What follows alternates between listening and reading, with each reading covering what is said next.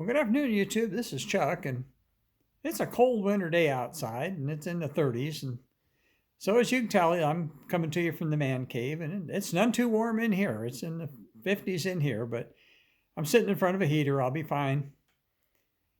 So, if you read my community page this morning, or read any of the description on the last couple videos I put up, you'll know that yesterday I actually came upon my long lost backup hard drive for my computer, and with all my backup stuff on it. And I've been looking for that darn thing for, good grief, years. And I knew it was here in the house somewhere, and I knew eventually I'd probably stumble upon it. And I did yesterday. I was actually looking for something else, and there it was.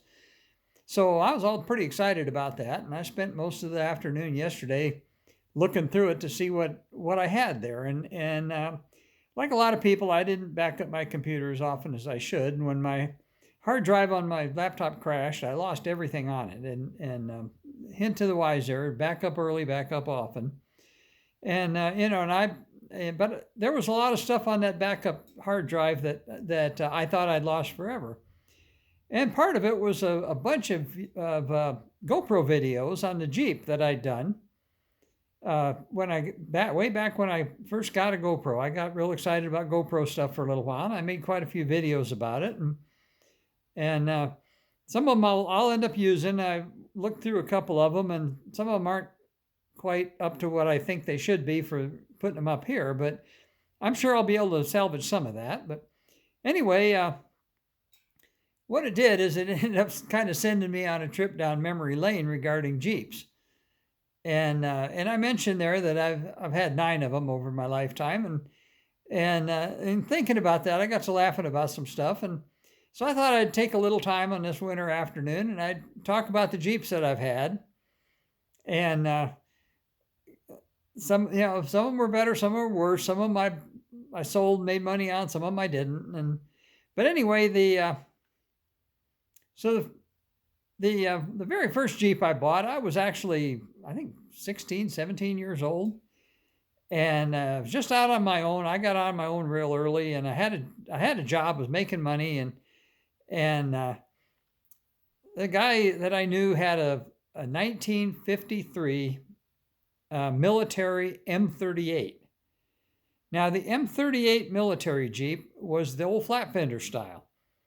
Now, partway through 53, they changed over to the M38A1, which was like the rounded, like the CJ5 style. But this particular one was the M38, the flat fender style. And it was an open Jeep, and they put a Ford V8 in it. And it was an early Y-block Ford V8.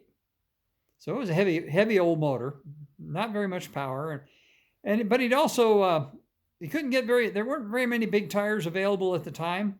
So if you wanted to run something with big tires, we ran airplane tires.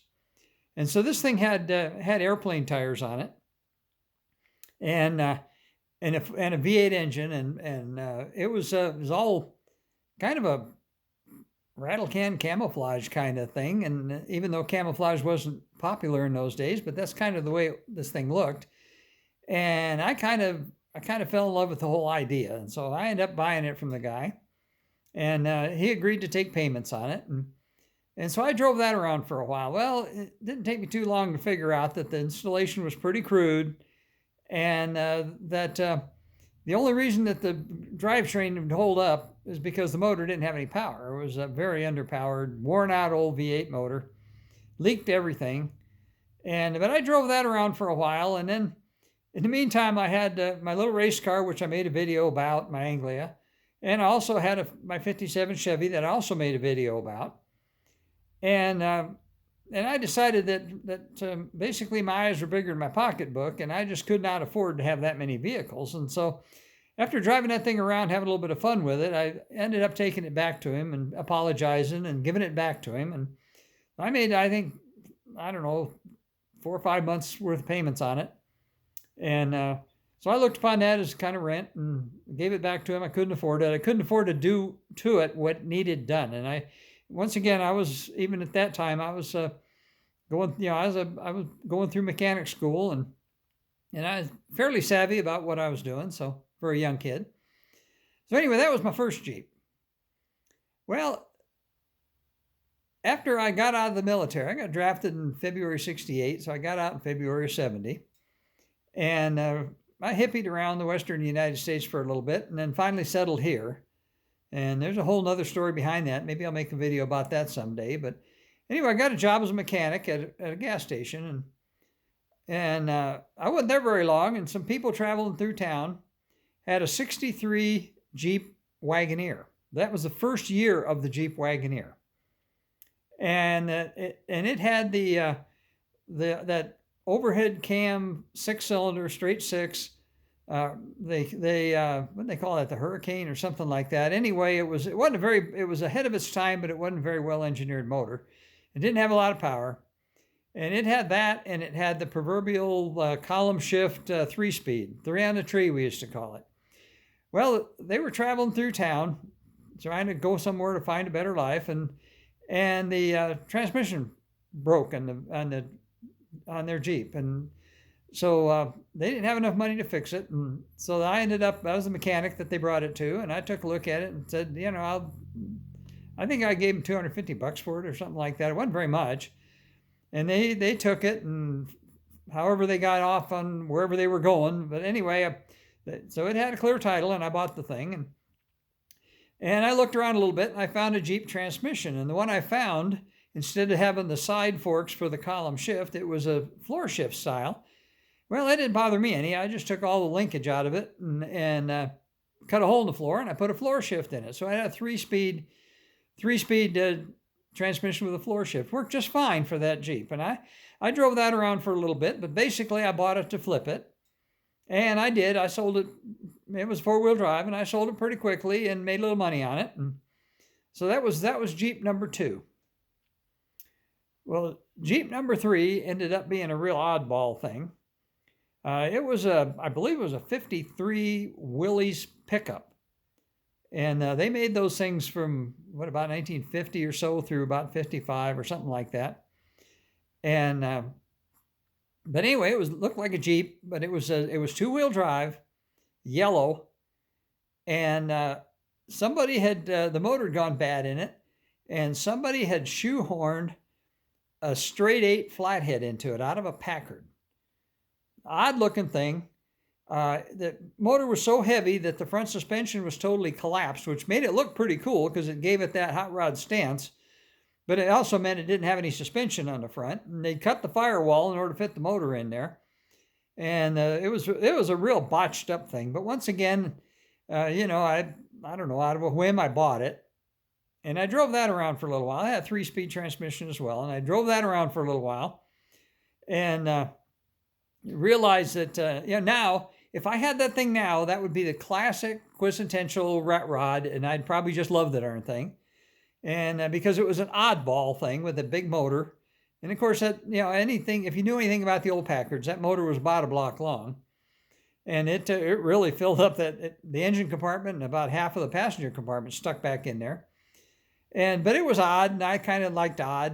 And so I drove that around for a little while. And then somebody decided they wanted it, so I sold it. Once again, made a few bucks on it. And the cool thing about that, the thing I remember about it, was the motor was so heavy, and it put so much weight on the front. And the back, being a pickup, didn't have any weight on the back. And that motor, that big old straight 8 motor, it had so much torque that you could just barely touch it and spin the tires. And that was kind of fun for a little while. It wasn't safe, and it was pretty crude. But it was, in a rat rod sense, it was kind of cool. And of course, the term rat rod hadn't even been invented yet. So I drove that around for a little while, and then I sold that. Well, then I bought there was a guy that I was working in a different shop by that time as a mechanic, and it was one of our customers that had restored a 1946 Jeep CJ2A. And he'd taken the 4-cylinder out of it, and he'd put one of the little odd-fire Buick V6s in it. And that thing was just cute as cute could be, painted it bright orange. And he brought it by one day and said he was thinking of selling it. And I kind of fell in love with it, so I ended up buying that. And boy, I drove the wheels off that thing all over the mountains around here. And I was fairly new here, so I was getting to learn the territory, and I was single, and I was working in a garage, and I was making pretty decent money for the time. And expenses were minimal. I was living in a travel trailer. And so anyway, I ended up driving that Jeep around and take off in the backcountry all by myself. And it's a wonder I didn't tear it up, but it actually held together. Well, one of the problems with those early Jeeps and the early civilian Jeeps, the CJ2s and 3s, is the frame was not real strong, and they also built it out of kind of a brittle steel. And so they ended up cracking a lot, and they had a lot of frame problems with those. Well, this one that I had, after I had it around for a little while, after I misused it a bit, I noticed one day that the frame was broke real bad. And even then, you could buy aftermarket frames for them and replace it. And I looked at that and I said, well, this is what this really needs. And but once again, I wasn't making a lot of money, and I had to live. And so there was a guy that came in the garage all the time, and he told me, he said, hey, if you ever want to sell that thing, give me a call. I want to buy it. So I was pretty straight up with him about what it needed, but I agreed to sell it to him. So, that was an open Jeep as well, and I drove that around here even in the wintertime, and sweep the snow off the seats and drive it. I had a pickup as well with a heater, but my pickup wasn't four-wheel drive, and this Jeep, of course, was four-wheel drive. And back in those days, we had winters, and so anyway, that was the next one I had. Well, then got out of the Jeep business for a while and got working for the fire department. And I actually had a Toyota Land Cruiser, 76 Toyota Land Cruiser FJ40 for a while, but that's not what this video is about. But anyway, then I got into four-wheel drive pickups. And so finally, I decided I wanted a Jeep again. And so I started looking around, and a friend of mine had a body shop, and he knew of one that got hit. And it got hit from the right front on the side. So basically, it tore up the front end from the firewall forward and bent the frame. So I went and looked at that, and once again, didn't pay much for it. And the motor wasn't hurt. And so we ended up putting new fenders and new grill and all that kind of core support and all that stuff on it. And from the firewall forward. And he straightened the frame up and of course it was four-wheel drive, so the front suspension and steering and everything wasn't damaged, not beyond repair anyway. And so fixed that thing up, and that was my off-road car. I had a nice pickup, a really nice pickup at the time, and it was four-wheel drive as well. And I'd taken it out and got it scratched up in the brush around here, and I decided I didn't want to do that anymore. So this Jeep was going to be my off-road vehicle. Well, I drove that for a while. And then he had a guy, a school teacher from the high school down here, and he told me he decided he wanted one of those. And he said, if you ever want to sell that one, let me know. I want it. So I thought, okay, I'll do that. And so anyway, eventually I decided that I met my current wife, and I tried to get her to drive that, and she didn't like it. So I ended up selling that to the school teacher, and he drove that for years. It was never even painted. The front was still black from the replacement parts that never really got painted. They just had that protective black coating on them. And the rest of it was a dark green. And that was around here for years, around town. And he ended up liking it so well that when it finally wore out, he actually went and bought another one. Another Grand Wagoneer, one with the fancy wood trim on it. And he drove that for a long time. Well, the next one I wanted another Wagoneer.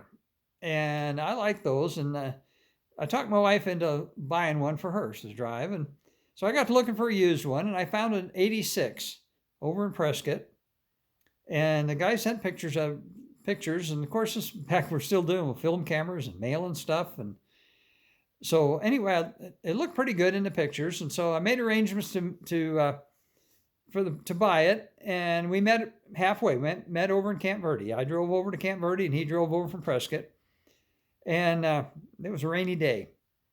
So people always tell you, whatever you do, don't ever buy a used vehicle on a rainy day because they always look different.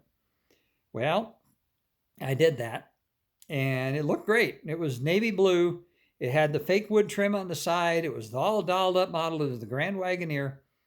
And mileage was right, price was right. And I thought, man, yeah, that ought to work. So I ended up buying it from the guy, and I got it back home. And next day when it dried up and the sun came out, I realized it wasn't near as nice looking as I thought it was. But I ended up dolling that up, and that guy was funny sidebar to that. That guy was pretty sketchy, and I had a clear title and everything like that. But I was kind of nervous about it, and when I got it back home and got to thinking about it, I actually had PD run the VIN number to make sure it wasn't stolen. And I actually had him walk the drug dog around it to make sure that it hadn't been used to haul drugs or something, because the guy was just kind of sketchy. But anyway, it cleared, and so anyway, that had a lot of little things wrong with it. The guy drove the wheels off of it, and he never fixed anything. And the power window motor on the passenger side front door didn't want to work right, and I had to replace that, and a bunch of little stuff. And just about the time I got to the point where I had just about the right amount of money into it that it was worth, all of a sudden it developed a real deep, expensive noise in the motor. Sounded like a main bearing. So I ended up putting a motor in it. And so at that point, then I had too much money in it, and I had to drive it. And that thing, Jeeps tend to be either real good or real bad. And that one there, it seemed like it always causes problems. Now, we took it on a couple vacations and drove it up into Utah and to Las Vegas a couple times, and it always got us home. But it had a number of different issues, and finally it broke down on us we were up cruising on the rim road one day, and about 40 miles from home, and the darn thing quit running, and so had to get a wrecker to haul it in, and turned out to be a brittle wire that had broken in the wiring harness somewhere. And after that, my wife never trusted it again, so she wouldn't drive it. So I ended up selling that to somebody, and I like the old thing. I still like those old Wagoneers, and those old wood-sided Grand Wagoneers of that era. Now they're worth quite a bit of money. Now, if I had it to do over again, I'd have probably put a small block Chevy in it, because that was a pretty popular swap at the time. Because those 360 AMC motors, they weren't the best motors in the world for power, and they were smogged down pretty bad, and they were expensive. And anyway, long story. So that Jeep went away. Well, then we fast forwarded up a few more years, and I retired. And after I retired, and we went on a big trip and got back and decided to look around for something to do. And so I decided I wanted another Jeep, and I wanted another Jeep. So I found an old CJ5 down in Geisela for not a whole lot of money. And so I went up down there and took a look at that. It had that Buick Oddfire V6 in it, which was, they started putting those in Jeeps in 1966. And so that it had it from the factory stock, and the Jeep was pretty beat up, but I was looking for a beater Jeep, and so I ended up paying probably too much for it. But I brought that home, and I worked on it and fixed it up a little bit. And the problem with that, there's a couple problems with it. Well, number one is I'm a big guy, and the CJ5 didn't have any leg room, and so my old orange CJ2 was the same way, but I'm a lot younger then, so it's just kind of uncomfortable to get in and out of, and to drive and be in there for any length of time.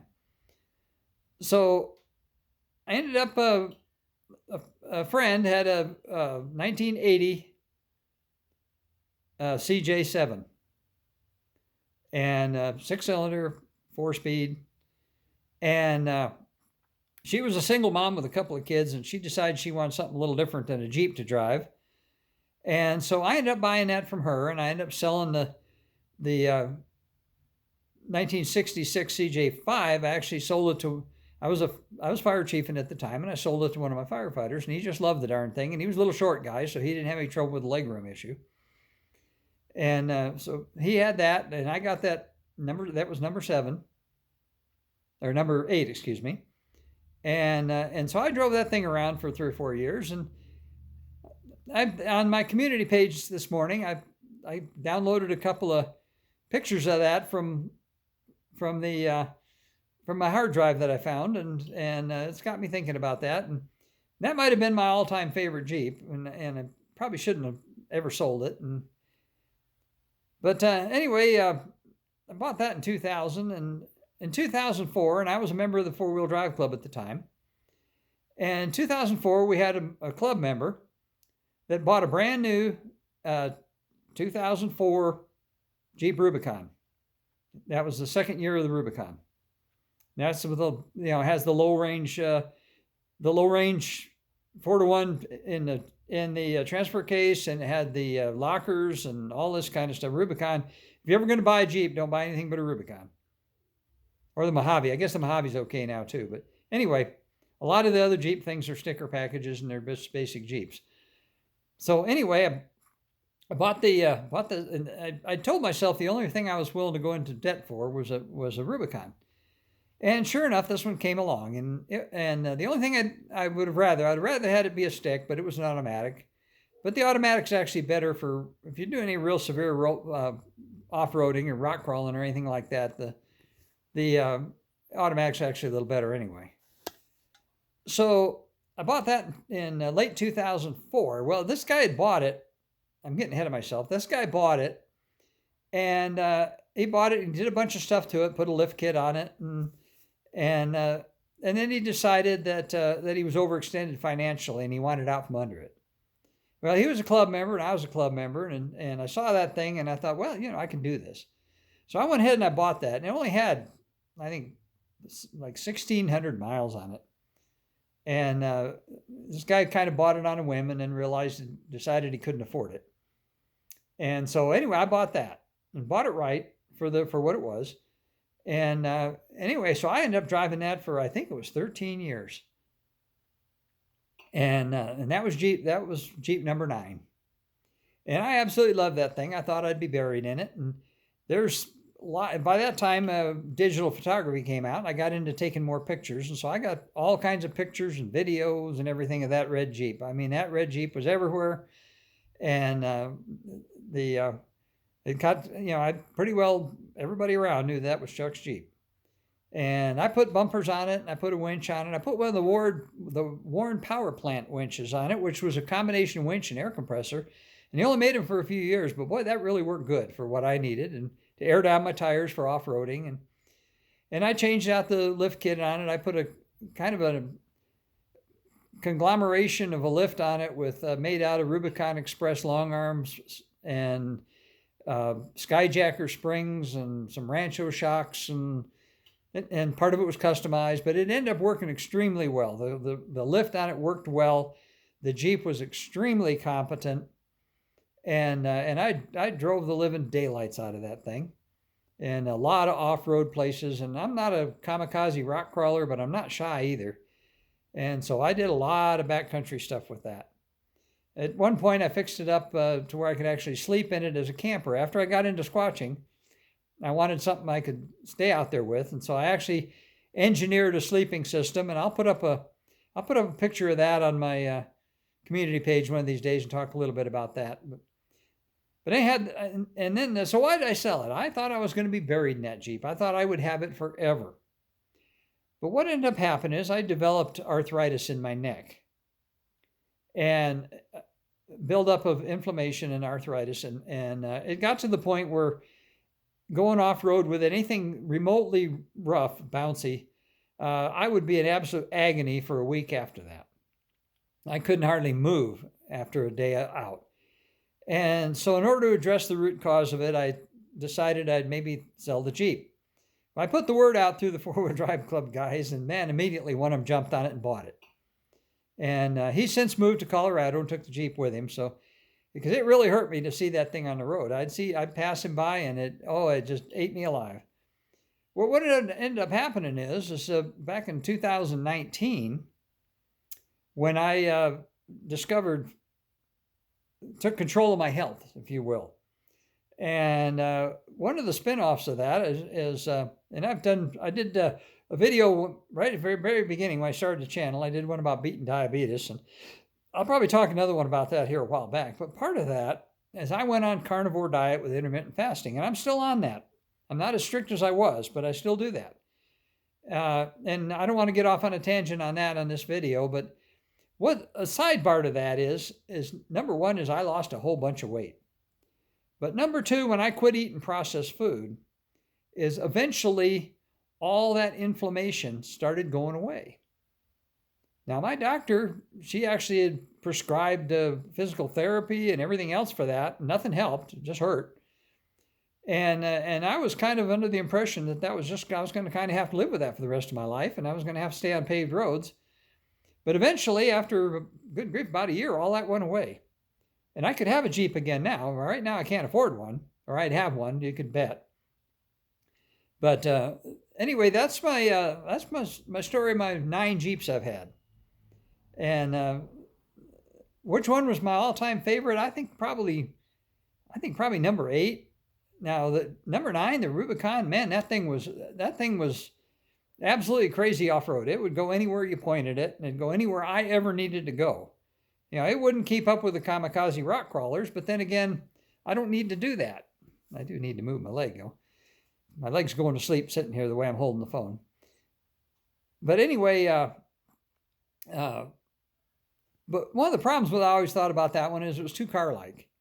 Now, yeah, on a hot day, it's nice to roll up the roll up the windows and turn on the air conditioning, or roll up the windows and turn the heater on when it's cold, and all that kind of stuff.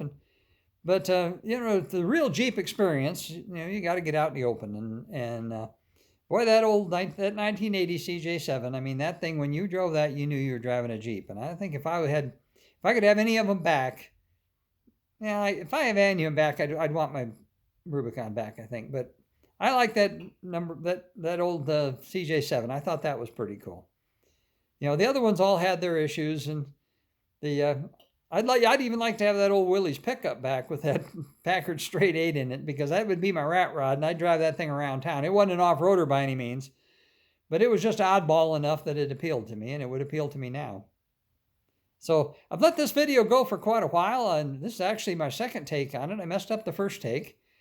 But I think I got the story down. So I think what I'll do is, as I always do, I'll tell you to take care of each other and love each other. It's a brand new year. And this is, you know, hopefully it's going to be a good year for everybody. Hopefully, hopefully I won't have any more surgeries or anything to hold me back, and I'll get to spend more time out in the hills and more time on the highway, going visiting places with the trailer and the wife. And so I think with that, I really nothing much left, but to tell you that I'll come back with you in another one here pretty quick, and enjoy it. Hope you like the story. Hopefully I didn't bore you, and hopefully it's not too long a video. And I'm going to put one of my favorite pictures of my red Rubicon Jeep number 9. I'm going to put that in as the thumbnail. And so right now, I think I'll just tell you for the rest of the time, peace out.